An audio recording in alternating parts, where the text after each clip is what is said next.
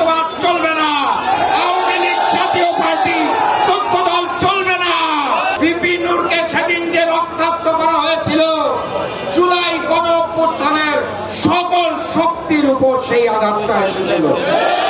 আমরা যদি একত্রিত হতে না পারি, আমরা যদি সঠিক দাবি দাওয়া নিয়ে রাজপথে নামতে না পারি, তাহলে একে একে সকলের উপরে ওই একই আঘাত আসবে।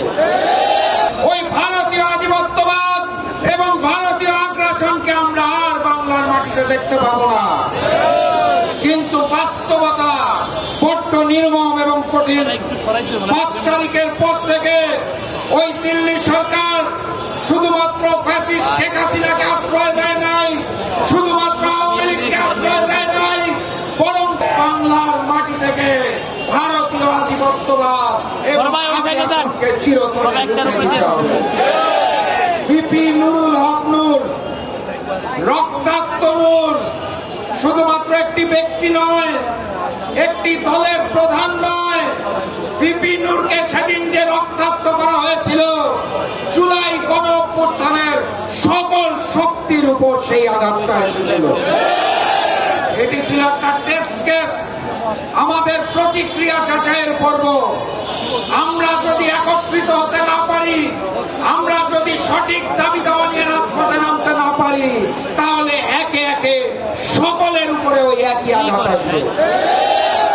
অন্তর্বর্তী সরকার এখনো ভিপি নুরুল হক নূরের উপর আঘাতকারীদের গ্রেফতার করতে পারে নাই। আমি বুঝি না কোন কারণে ভিপি নুরুল হক নূরকে এখনো সুচিকিৎসার জন্য বিদেশে পাঠানো হয় নাই। বড্ড বোঝামিল চলছে। আমি জাতীয় নেতৃবৃন্দ সহ সামনে উপস্থিত জনতা সবাইকে আহ্বান জানাতে চাই, সাহস রেখে সঠিক কথা বলতে হবে।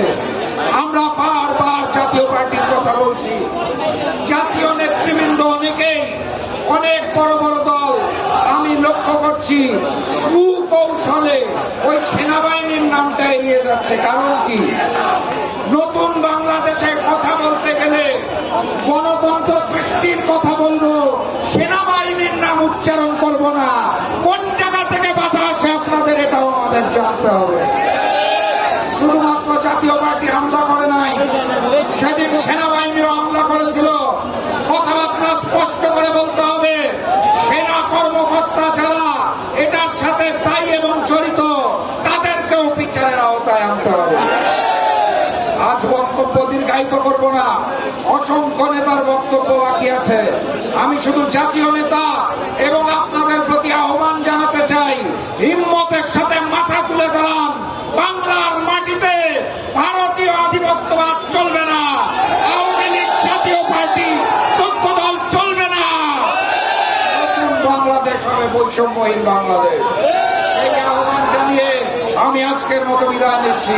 বিজয়ের পথে যাত্রা শুরু, জীবন অথবা মৃত্যু। আসসালামু আলাইকুম।